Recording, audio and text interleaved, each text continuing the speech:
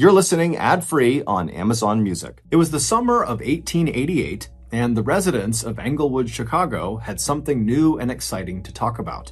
The young, prosperous, and handsome owner of the neighborhood's local pharmacy, who had only arrived in Illinois 3 years earlier, had just bought the big empty lot on the corner of 63rd and Wallace Street. And since then, the owner, 28-year-old Dr. Henry Holmes, had let his many customers know that he was planning to build a grand hotel on that site, the likes of which this village on the south side of the largest Midwestern city in America had never seen before. But some Englewood residents had their doubts. On their way to or from work that July and August, groups of businessmen in black top hats and starched white collars paused at the huge vacant lot, tut-tutting over the cost of building on such marshy land, while sweat-stained day laborers shook their heads over the challenges of sinking a basement and foundation into that soft and shifting ground. But as Dr. Holmes himself looked at that ugly, barren property just across the street from his neat and profitable drugstore, all he felt was thrilled. It was the Gilded Age in America when captains of industry in Chicago lived in mansions so enormous that they looked like castles, showy and glittering gems spread out along South Prairie Avenue and North Lakeshore Drive. And now, after 3 years of hard work and saving money, Dr. Holmes was sure that building and owning this hotel would be his first big step towards joining the exalted ranks of the city's self-made millionaires. The design for the building had come to Dr. Holmes months earlier, all at once, a complete picture right from the start of how the hotel would look both on the outside and on the inside.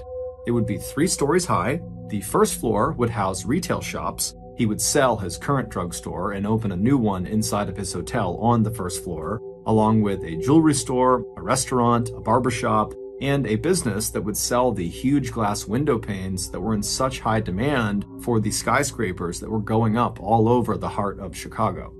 The second and third floors of what Dr. Holmes thought of as his castle would each contain 35 rooms, with the third floor offering suites of rooms for long-term residents. His own office would be located on the second floor in a corner overlooking the street. His quarters would also include rooms in the basement that he would use for his medical research. From the outside, the hotel would look impressive but ordinary. It was the interior of the hotel that Holmes intended to design in ways that he hoped would startle and delight the people who came to stay.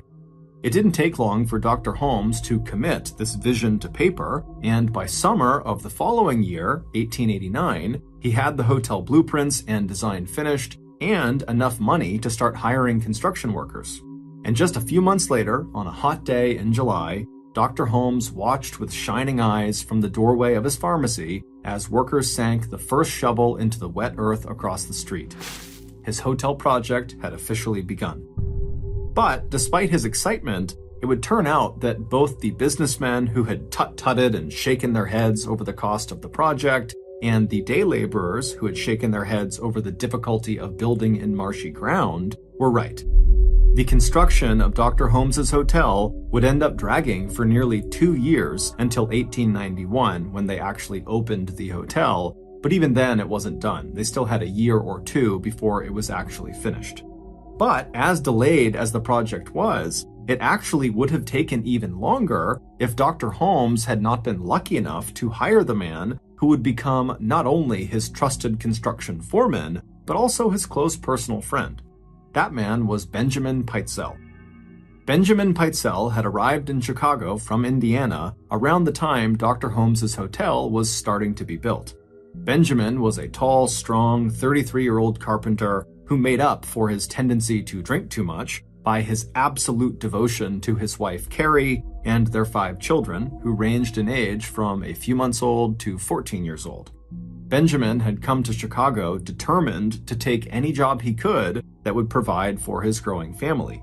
And as he helped his wife and children off the train into Chicago's Grand Depot, he took special care with his 9-year-old daughter Nellie, who had been born with a clubfoot, a birth defect that twisted her foot out of shape and made it difficult for her to walk. Like so many people arriving in Chicago for the first time, the Pitezel family could hardly believe the noise and crowds and the skyscrapers in the center of the city that towered above the streets like the walls of a canyon.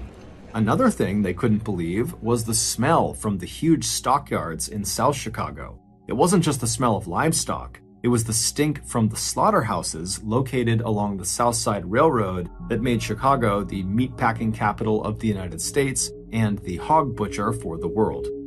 After getting off the train, the older Pitezel children immediately covered their noses, but Benjamin told them that the smell wouldn't be so bad once they hopped aboard the next train that would take them out to the village of Englewood, where he'd heard that a hotel was going up, and the owner always seemed to need more workers. So maybe there was a job for him.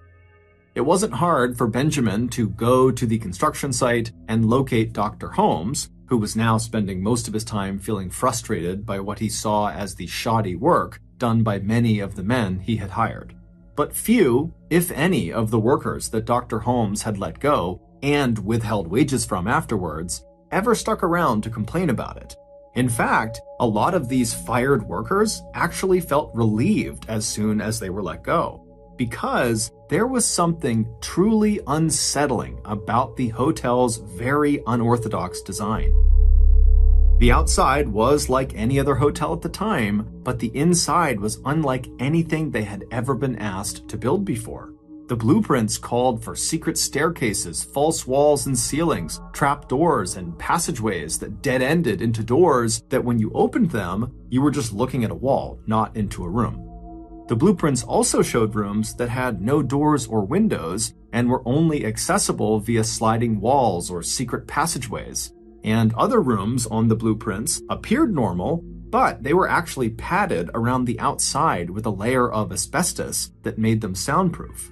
Inside Dr. Holmes's personal office space, workers were ordered to construct a large walk-in vault with a special room built around the outside of it to ensure that the vault could never be removed from the hotel unless the room itself was dismantled first. After one architect was declared incompetent by Dr. Holmes, he proceeded to walk off the site, wondering whether he'd been asked to build a hotel or a carnival-style funhouse. But anytime questions were raised about Dr. Holmes's design, the doctor would just say, "I gave you the blueprints, please just build my hotel." So on the afternoon that Benjamin Pitezel made his way over to the hotel construction site and found Dr. Holmes, he saw that the doctor was in the middle of an argument with the man that he had hired to build a glass-bending furnace in the basement that would produce the windows he hoped to sell in his retail store on the first level. The doctor was telling the furnace maker that the furnace he had just installed was not reaching high enough temperatures, a charge that the tradesman did not believe was true. After the furnace maker angrily stalked away, Dr. Holmes turned to Benjamin, who had put on his best suit and brushed off his worn top hat in preparation for what he hoped would turn into a job interview, and Dr. Holmes immediately noted the effort that Benjamin had clearly made in his appearance, and he instantly took a liking to the tall carpenter with the well-defined chin. To Dr. Holmes, Benjamin immediately seemed like the kind of person he needed to help guide this gargantuan construction project to the finish line. Someone who really knew carpentry and who could handle themselves in what the doctor had come to feel was an increasingly hostile worksite. By the end of their initial 15-minute conversation, Dr. Holmes had indeed offered Benjamin a job, and he recommended temporary lodgings in Englewood for Benjamin and his family. Within just a few weeks, Benjamin had stepped into a supervisory role at the construction site, and sure enough, under his direction, both the quality and pace of work picked up dramatically. And while this was certainly very exciting for Dr. Holmes, it was nothing compared to the excitement he felt in early 1890 when he realized his investment into this hotel was about to pay off big time. In early 1890, Chicago got the news that they had just been named as the location for the 1893 World's Fair, beating out both New York City and St. Louis, Missouri.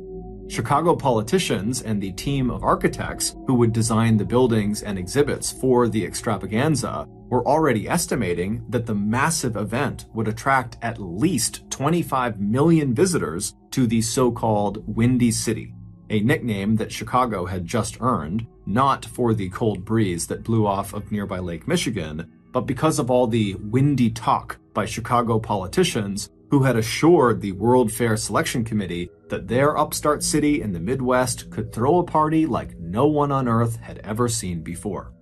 So even as Dr. Holmes tallied up the ever-rising costs of building this hotel, he knew as soon as that fair came to town, he was virtually guaranteed to become a very rich man, because by that time, his hotel would be complete and all those fair attendees would come pouring through his doors looking to rent rooms.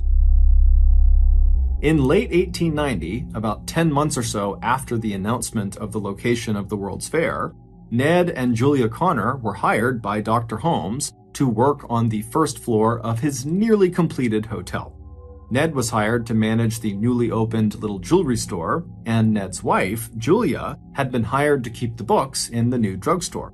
And if that wasn't good news enough for the couple, the doctor had also offered them, along with their 8-year-old daughter Pearl, free room and board on the second floor of the hotel until the parents earned enough money to buy or rent a place of their own.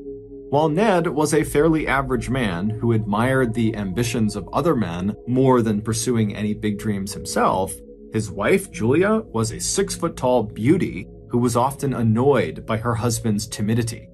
Back in Iowa, their lives had been quiet and predictable. Here in Chicago, Julia loved the flow of people into and out of the stores, and she also began to enjoy the attention of the men who were struck by her good looks and small-town naivete. One man in particular, a regular at the hotel who always wore a black bowler hat and who had rooms on the second floor, began spending quite a lot of time in the drugstore, listening very attentively to anything Julia said, and standing very close to her when they talked. Ned was totally oblivious, but his customers were not. They could tell that there was obviously something going on between Ned's wife, Julia, and the man in the bowler hat. A visit from Ned's sister, Gertrude, warmed the increasingly chilly atmosphere that had settled over the room where Ned and Pearl and Julia lived. But not long into what was supposed to be an extended stay, Gertrude suddenly cut her visit short. She didn't give much of an explanation other than to say that she found the hotel very gloomy and strange, and once or twice in the evening she had lost her way in the maze of hallways, and she was certain someone was following her. With Gertrude gone, tensions in the Connor marriage came to a boiling point. Ned didn't know what was wrong with his wife, but it was clear she wanted nothing more to do with him. In the summer of 1891, when he finally threatened to leave her if things did not improve, her answer was immediate and final. Our separation can't happen soon enough. A few months after that, in November of 1891, Julia told the man in the bowler hat, who had gone from just paying close attention to her to sharing her bed, that she was pregnant. The man instantly agreed to marry her, but he had one very specific condition for marriage. Julia agreed to his terms, and after that, they set a date of Christmas Eve to actually perform this very specific thing that the man in the bowler hat required in order to marry her. On Christmas Eve, December 24th, Julia tucked her 8-year-old daughter Pearl into bed. Pearl had missed her father terribly of late, but she was very excited about the presents that might be waiting for her tomorrow under the tree. After Pearl had fallen asleep, Julia left the room and quietly made her way down the dim hotel hallway to a suite of rooms where some of her friends lived. It was Mr. and Mrs. Crow, who were long-term hotel guests. The couple would be leaving the next morning to spend Christmas with their relatives, but Mrs. Crow had invited Julia to decorate a tree in the Crow's apartment for Pearl to enjoy the next day. While they hung ornaments, Julia chatted excitedly about Christmas and about her plans to go to Davenport, Iowa soon with Pearl for the wedding of Julia's older sister. The next morning, Mrs. Crow and her husband got up early and waited by the door patiently for Julia and Pearl to arrive at their apartment. Their plan was to let them in and chat with them for a few minutes and wish them a Merry Christmas before they left for their own Christmas celebration. But Julia and Pearl never arrived, and when Mrs. Crow went down the hallway to knock on Julia's door, there was no answer. Around the same time, while Dr. Holmes was on Christmas vacation himself, he started to receive a number of letters from parents and relatives of women who had vanished. In all of these letters, these heartbroken parents, sisters, and brothers would say that their missing loved one had mentioned being in Englewood, Chicago before they went missing, and so could Dr. Holmes check to see if maybe they were at his hotel or if they had been there recently. Dr. Holmes was alarmed and kind of overwhelmed by these letters, and so he decided to just put them in his desk until he got back to work after the holiday. And when the holiday was over and he did go back to work at the hotel, before he could even begin to dive into these letters, Mrs. Crow approached him and asked him if he knew where his employee, Julia Connor, and her daughter Pearl were, as they still had not been seen or heard from since Christmas Eve. When Dr. Holmes asked his janitor to check on Julia's room, the room looked as though Julia and Pearl had simply gotten up and walked out the door, intending to return at any moment, but obviously they hadn't. As strange as this was, Dr. Holmes knew Julia's marriage had collapsed and that she was trying to plan a trip back to Iowa with her daughter to see family, and so he told Mrs. Crow that Julia and Pearl must have just decided to go to Iowa early. Mrs. Crow was not entirely sold because the whole thing seemed very strange, but she accepted the answer and walked away. After that, Dr. Holmes would spend some time looking into those letters about the other missing women, and he would send some follow-up responses to the family members and friends who had written him, mostly just saying that yes, some of these women had been at his hotel, but he really didn't know what happened to them after they left. Eventually, after looking at so many letters, Dr. Holmes decided that, these missing people were really not his responsibility, and so he kind of just stopped writing back. A few months later, in the spring of 1892, a few weeks before the scheduled start of construction of the Chicago World's Fair, Dr. Holmes hired another bookkeeper to replace Julia, who was still gone. The replacement bookkeeper was a 24-year-old friendly young woman named Emmeline Segrand. She was from Indiana, and she had the lightest color blonde hair Dr. Holmes had ever seen. She was excited at the prospect of working right next to the World's Fair, and she'd brought her life savings with her, $800, which today would be worth more than $26,000. Emmeline rented rooms in a boarding house near the hotel, and it wasn't long after starting her job at the hotel before Emmeline, too, had bumped into the handsome fellow who had earlier won the heart of Julia Connor, the man in the bowler hat. Soon, Emmeline and this man were spending as much time together as they could. Emmeline's handsome suitor taught her how to ride one of the newly designed bicycles that were all the rage, and when Emmeline wasn't working at the hotel, she and the man in the bowler hat, who had quickly become her lover, took long rides along the pathways just outside of Jackson Park, where the fair was slowly being set up. Like hundreds of other residents of neighborhoods near Jackson Park, Emmeline and the man in the bowler hat watched arm in arm as the so-called White City of the Chicago's World Fair began to take shape in front of them. The White City was this huge stretch of land at the center of Jackson Park, where big white stucco buildings were being built to house the fair's thousands of shows and exhibits. That summer, Emmeline's lover had asked her to marry him, and Emmeline hardly waited for him to finish his proposal before she said yes. But by the fall of that year, something had changed inside of Emmeline. She began talking to one of her good friends, her name was Mrs. Lawrence, about her desire to take a trip back to her family in Indiana, and hinting that it likely would be a long visit, that she really needed a break from Englewood. Then, sometime during the first week of December of that year, Emmeline visited Mrs. Lawrence, who lived on the second floor of Dr. Holmes's hotel. But not long after arriving, Emmeline told Mrs. Lawrence that she just hated being in that hotel. It was gloomy and dark and oppressive, and she just hated it. During this visit, Emmeline would also tell Mrs. Lawrence that she was worried about her life savings. She had handed it over to her fiancé, the man in the bowler hat, for safekeeping, as he had suggested. But every time she asked him to return it, he would just kind of blow her off. And as much as it pained her to say this out loud, she could tell his interest in her was also just waning. Before she left, Emmeline would give Mrs. Lawrence a Christmas gift that she had bought for her. Mrs. Lawrence would smile and thank her, and she would tell Emmeline to be sure to come back closer to Christmas because she had a gift for her as well. But shortly after that visit, Emmeline, just like Julia Connor and her daughter Pearl, seemed to have vanished.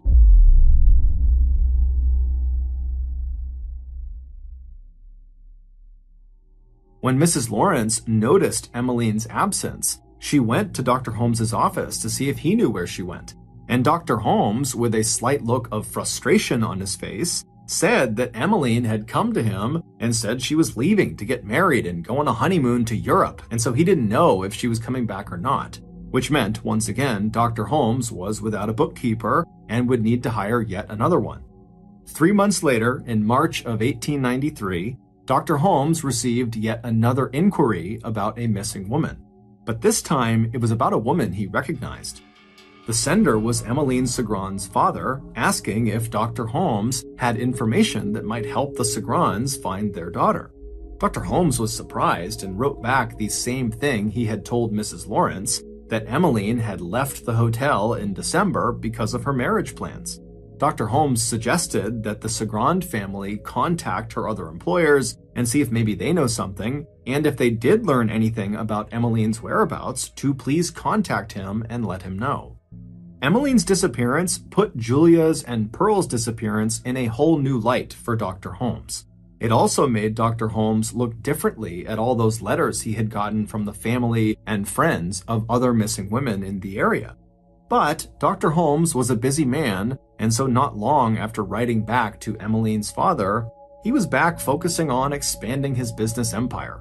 An empire that included not only his hotel business, but also his mail order company that sold various ointments and elixirs he developed, including one he claimed cured alcoholism. A few months after Emmeline's father had sent that letter to Dr. Holmes, the World's Fair finally opened its doors. Thousands of people an hour strolled through the gleaming white exhibit halls inside of White City, where visitors from all over the world experienced for the first time things like elevators, moving pictures, voice recordings, Wrigley's chewing gum, Cracker Jack popcorn, and the zipper, which would revolutionize women's fashion. It was the first time people would taste brownies and the sausages that would later become the Chicago-style hot dog. 38,000 people a day rode on the world's first Ferris wheel, which was more than 25 stories tall and equipped with compartments that looked like rail cars and that held up to 60 people each. There was one man in particular who seemed to attend the fair every night, and that was the man in the bowler hat.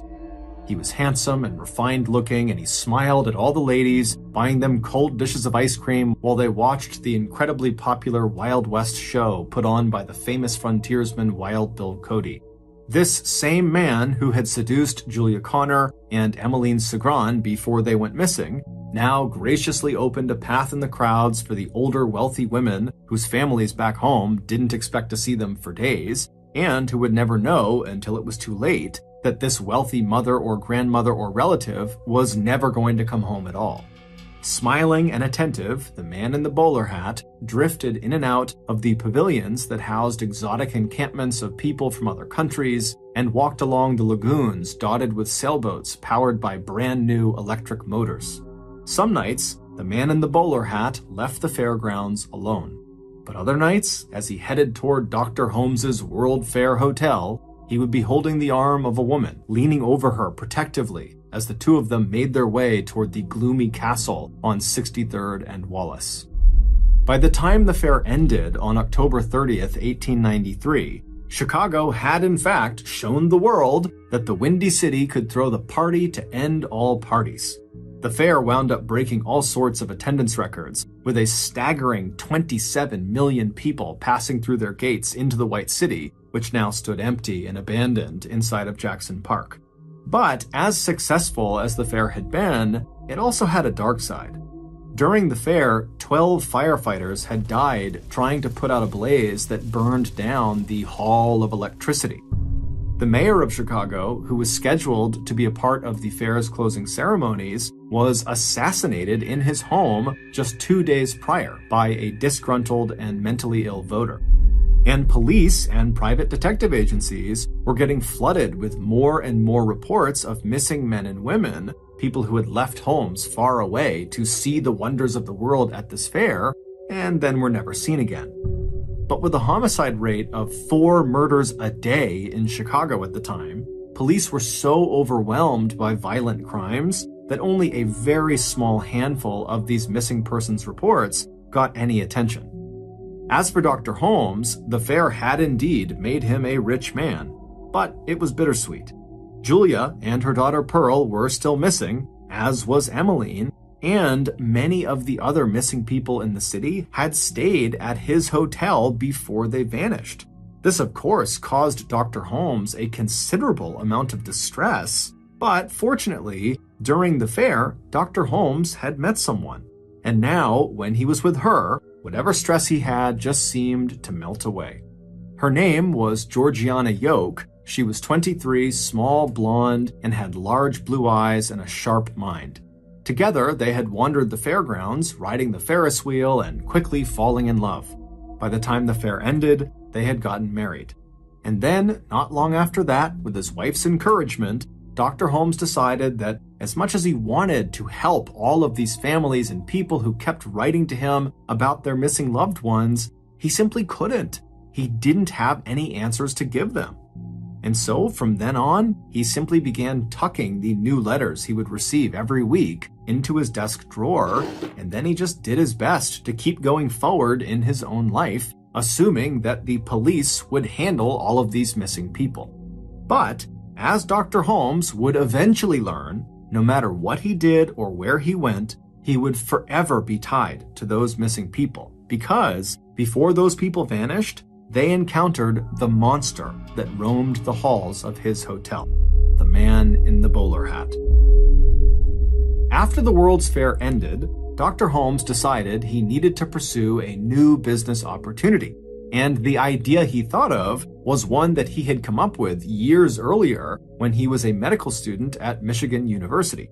But at the time, for whatever reason, he had just not acted on this idea. The idea was a little complicated, but the payoff could be huge.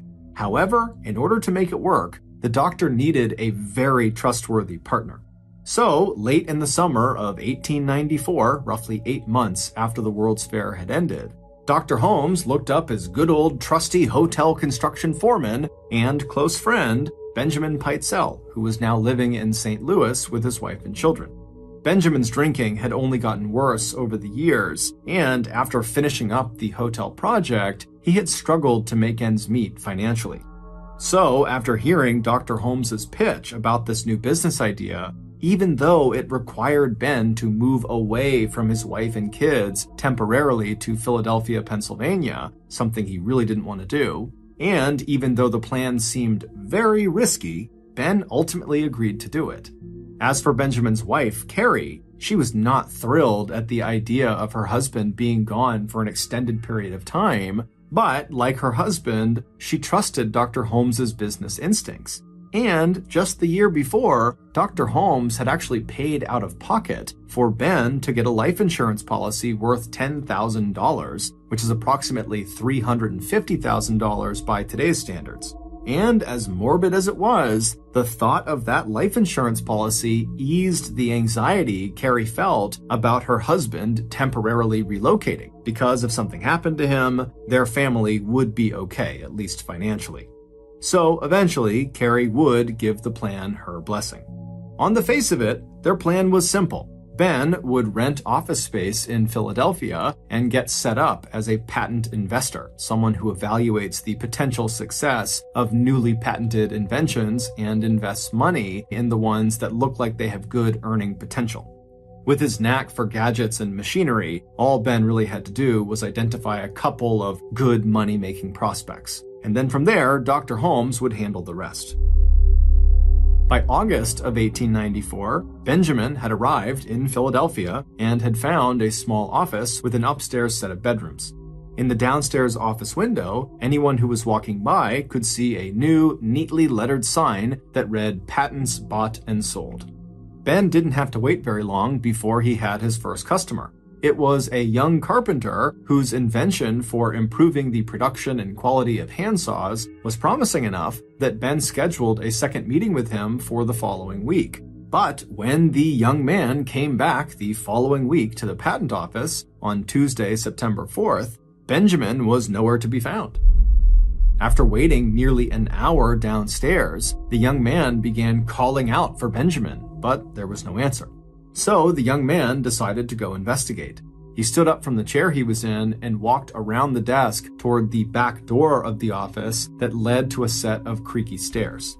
He took those stairs up to the second floor, and as he turned down the short upstairs hallway toward a partially opened door, the young man suddenly stopped. There was this horrible smell in the air. He clapped his hand over his mouth and his nose, and with a terrible sense of dread, he walked forward and then pushed that partially open door all the way open. A minute later, gagging at what he had just seen, the young man was back out on the street. He ran to a nearby drugstore and he told the store owner that something terrible had just happened inside of the new patent investment office a few doors down. A few minutes later, the young man and that shop owner were looking down at the bloated and putrefying corpse of Benjamin Peitzel. Ben was lying on his back on the floor, baking in the hot sunlight that was beating into the room through the glass of the closed window nearby. His hair and part of his face had been badly burned. His tongue was swollen and stuck out of his mouth. Also, draining out of his mouth was a stream of strange-looking red fluid. Just from the looks of it, it seemed fairly obvious that Benjamin had been dead at least for a couple of days. On the floor near Benjamin's body, there was a broken smoking pipe, a match, and a broken glass jar that had contained benzene, a highly flammable liquid that Ben had apparently been mixing with other acids to make a washing powder. An initial investigation by the police determined that Ben had died an accidental death. He must have just been standing too close to the jar of benzene when he struck a match to light his pipe, and then the liquid must have exploded and killed him, burning his face and hair in the process. But based on an examination of Benjamin's body later that afternoon, a very different picture started to emerge about what really happened to Benjamin. And it would turn out what happened to Benjamin had everything to do with the monster inside of Dr. Holmes's hotel, the man in the bowler hat. Based on a series of discoveries that were made following Benjamin's death, this is a reconstruction of what really happened to him and who this monster really was.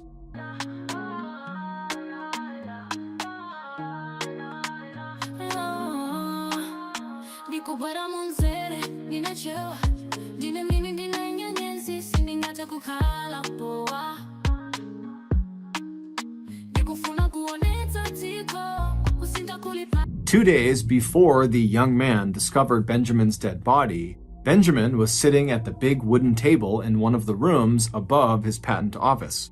He just received a letter from his wife, Carrie, that said she and their 2-year-old son, Wharton, were sick. Worried, Ben poured himself another glass of whiskey and fiddled absently with his pipe and tobacco pouch. Maybe he should abandon the plan and just go home to St. Louis, at least until Carrie and the children were all healthy again. But just when the whiskey had really started to warm his insides, Ben suddenly heard footsteps on the creaky stairway that led up to the room where he was now sitting. He felt a flash of concern. He wasn't expecting any visitors that day, and whoever had come inside had not rung the bell at the front desk. Getting up from the table, Ben walked unsteadily to the door and peered down the hallway. But who he saw standing there immediately put him at ease. It was the man in the bowler hat. A man Benjamin knew well and had seen many times at Dr. Holmes's hotel in Chicago. But what on earth was the man doing here now? The man in the bowler hat casually slipped right past Ben and settled himself at the wooden table. Without a word, he pulled a brand new pint of whiskey out of a coat pocket and put that down on the table as well. An hour later, just before Ben's eyes closed and his chin dipped to his chest, the man in the bowler hat realized with satisfaction that Ben was very, very drunk. Once he was sure Ben was asleep, the man in the bowler hat pulled a small bottle of chloroform from another coat pocket, along with a big square of clean white cloth. The man tipped the contents of the bottle onto the cloth. Then, standing up and walking over to Ben, the man in the bowler hat pressed the cloth over Ben's mouth and nose. In low doses, chloroform can dull the sensation of pain. In high doses, when inhaled or swallowed, it can be deadly. The man in the bowler hat repeated the sequence several times, gradually upping the amount of chloroform he was administering to his victim. The man did not rush. He enjoyed feeling the slight jerk every time he pressed the cloth against Ben's face. Once the man was sure that Ben was dead, or at least close to it, he pulled Ben's body onto the floor on his back and then poured another 2 ounces of the chloroform straight down Ben's throat, pressing down on Ben's chest at regular intervals to ensure that the drug made its way into Ben's stomach. Once he was satisfied that Ben was dead, the man in the bowler hat carefully arranged the scene so it would look like an accident, and just before he left, he set fire to Ben's hair and coaxed the flame down along the skin of Ben's face. But it would turn out the killer made a huge miscalculation, because the doctors at the morgue who would examine Benjamin's body just hours after it was discovered 2 days later on September 4th, they would find evidence that Ben's death was not an accident. That red fluid they saw draining out of the side of Ben's mouth was apparently a telltale sign that large amounts of chloroform had been forced into his stomach. It would turn out Benjamin was not the man in the bowler hat's first murder victim. Many of the missing people back in Chicago, including Julia Connor, her daughter Pearl, and Emmeline Segrand, whose heartbroken families and friends had written letters to Dr. Holmes asking for his help, had been lured into Dr. Holmes's hotel by this man in the bowler hat, where he would kill them. And to everyone's shock, the man in the bowler hat was none other than Dr. Holmes himself. But as shocking as that was, it was nothing compared to the horrific details of the crimes Dr. Holmes committed. The tip that broke the case wide open and revealed Dr. Holmes's killing spree came from a fellow criminal who had met Dr. Holmes in St. Louis, Missouri.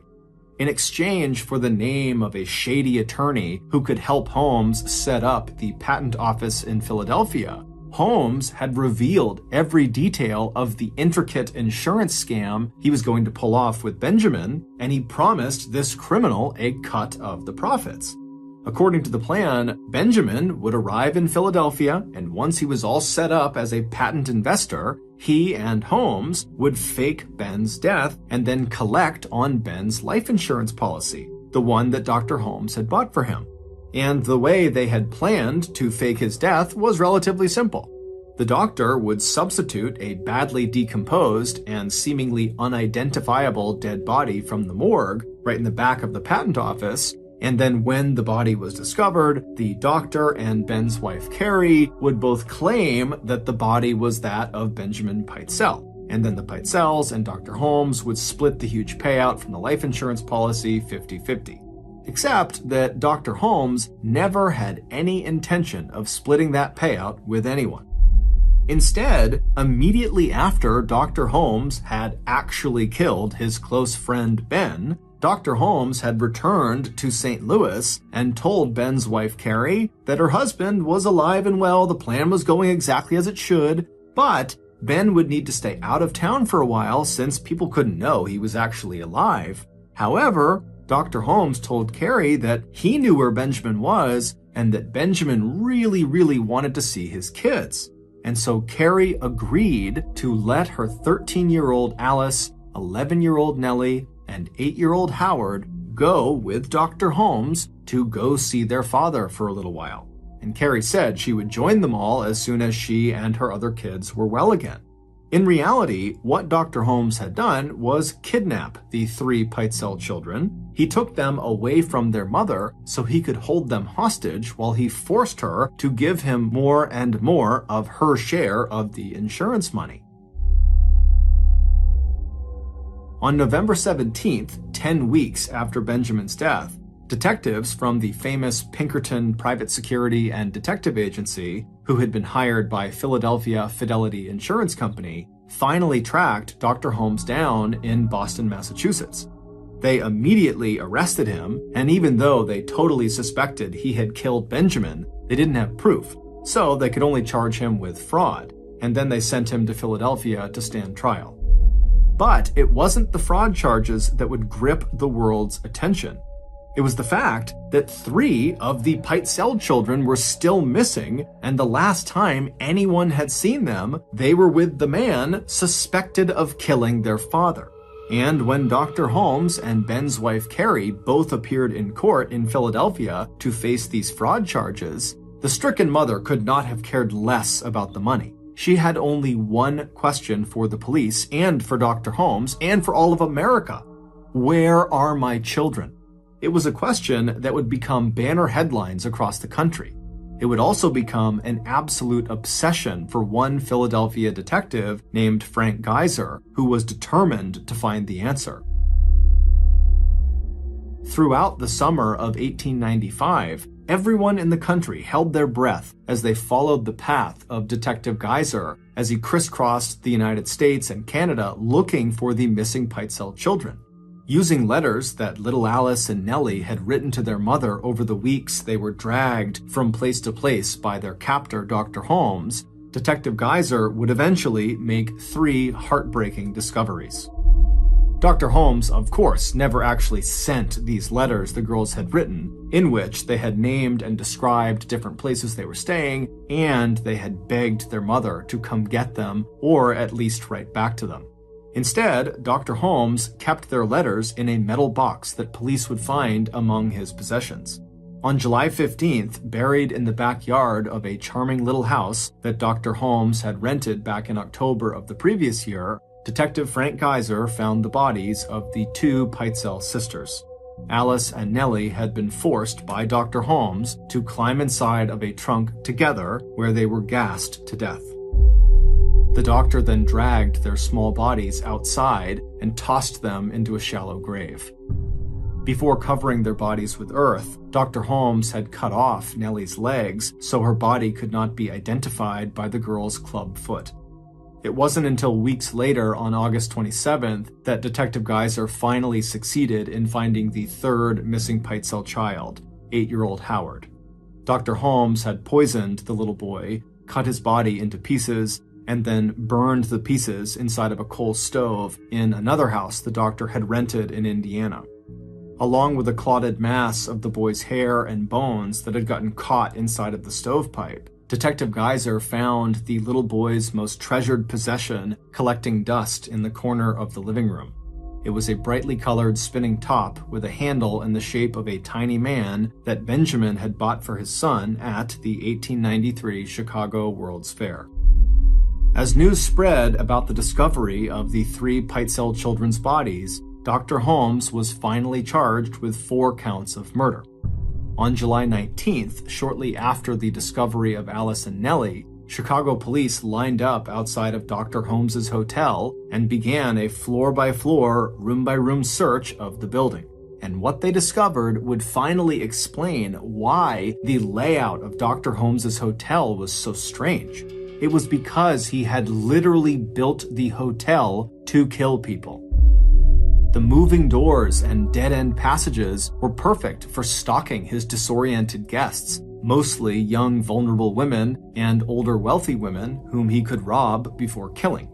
After he killed them, he would slip their bodies into an opening in the wall on the 2nd floor that led to a greased chute, and then the bodies would tumble down the chute into the basement where he could dispose of the corpses at his leisure. The furnace in the basement was not a glass-bending furnace. It was a furnace for cremating bodies. The hotel's soundproof rooms with the peepholes and the secret gas piping that led directly into them meant that he could gas his victims and watch them slowly die in agony while no one could hear their screams and cries for help. And in one room, investigators discovered a blood-soaked wooden dissection table, along with women's bloody clothes and undergarments, and a bag of the doctor's lethal surgical tools. It was here, on that dissection table, that Dr. Holmes had taken Julia Connor late on Christmas Eve in 1891. She was pregnant with Dr. Holmes's baby, and the specific condition for marriage that Dr. Holmes had required, that Julia had agreed to, was that Julia would get an abortion performed by Dr. Holmes himself. But after Julia climbed up on that table to have this operation done, the doctor just began stabbing and slicing her. After he killed Julia and then went upstairs and promptly killed her 8-year-old daughter Pearl, it's believed Dr. Holmes then stripped all the flesh from their bones and sold their skeletons to a nearby medical school. As for Emmeline Cigrand, instead of marrying his young assistant as promised on those afternoons they spent at the World's Fair, he lured her inside of the walk-in vault in his office and then shut and locked the door behind her. For a while, Dr. Holmes just allowed himself to enjoy the sound of her sobs and cries for help in the airless, soundproof chamber.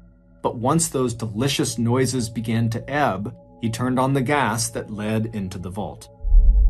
Police would discover a print of Emmeline's foot stamped into the door of the vault, where, in her final moments, she had pressed with all of her might to try to force the door open.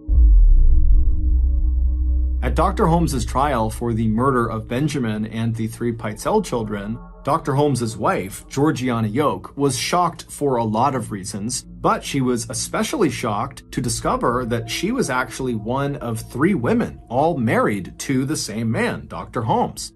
3 living wives, that is. Dr. Holmes is also assumed to have killed one other woman who he married in order to inherit her deed to a valuable piece of land in Texas. As Dr. Holmes abandoned one wife after another without legally divorcing them, he also abandoned at least 2 legitimate children he had fathered. In April of 1896, convicted of murder, locked in prison, and facing the death penalty, Dr. Holmes confessed to having committed at least 27 murders. In his autobiography, Dr. Holmes wrote, quote, "I was born with the devil in me. I could not help the fact that I was a murderer, no more than a poet can help the inspiration to sing." On May 7, 1896, Dr. Holmes stepped up onto the gallows at Moyamensing Prison in Philadelphia. After kneeling down and murmuring a prayer to himself, Dr. Holmes stood, and the guards put a black cloth bag over his head and placed a noose around his neck. At 10:13 a.m., the trapdoor underneath Dr. Holmes's feet suddenly opened, and down he fell. It would take 15 minutes of violent squirming and jerking around before America's first serial killer was finally dead.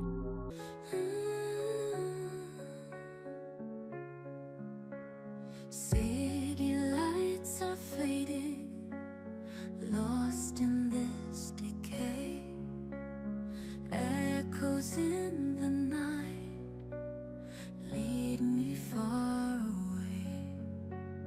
Whispers on the wind, calling out my name.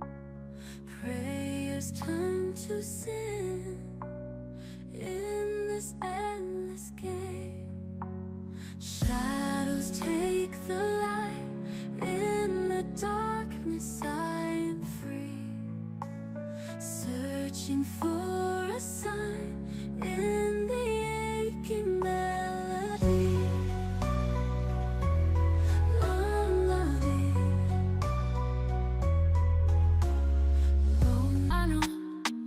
Chomwe chingadileta malingaliro mwanga ndakhala ndikuphunzira nthawi yochepa ndikuona zinthu zosiyana moyo wanga.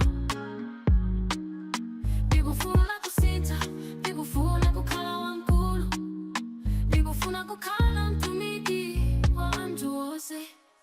Sinthani, sinthani tikuyamba tsopano, pambo zili m'manja mwathu.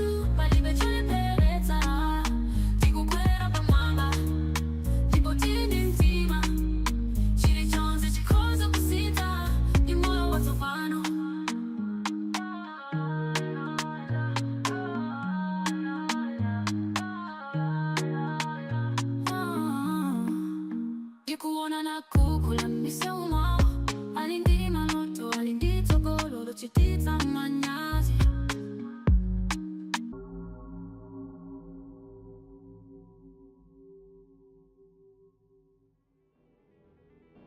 Thank you for listening to the Mr. Ballin podcast. If you got something out of this episode and you haven't done this already, please offer to house sit for the 5-star review button, and when you're there, cut all the drawstrings on their sweatpants. Also, please subscribe to the Mr. Ballin podcast on Spotify, Apple Podcasts, Amazon, Google, and anywhere else you get your podcasts. This podcast airs every Monday and Thursday morning, but in the meantime, you can always watch one of the hundreds of stories we have posted on our YouTube channel, which is just called Mr. Ballin. We now have a registered 501c3 charitable organization called the Mr. Ballin Foundation that makes it as easy as possible for you to join me, my family, and my team in supporting those whose lives have been most impacted by violent and heinous crimes. Monthly donors to the Mr. Ballin Foundation Honor Them Society will receive free gifts and exclusive invites to special live events. But the real reward is helping to create a new ending to the story for victims of violent crime. Go to MrBallen.Foundation and click Get Involved to join the Honor Them Society today. If you want to get in touch with me, please follow me on any major social media platform and then send me a direct message. My username is just @MrBallen, and I really do read the majority of my DMs. Lastly, we have some really cool merchandise, so head on over to shopmrballen.com to have a look. So that's going to do it. I really appreciate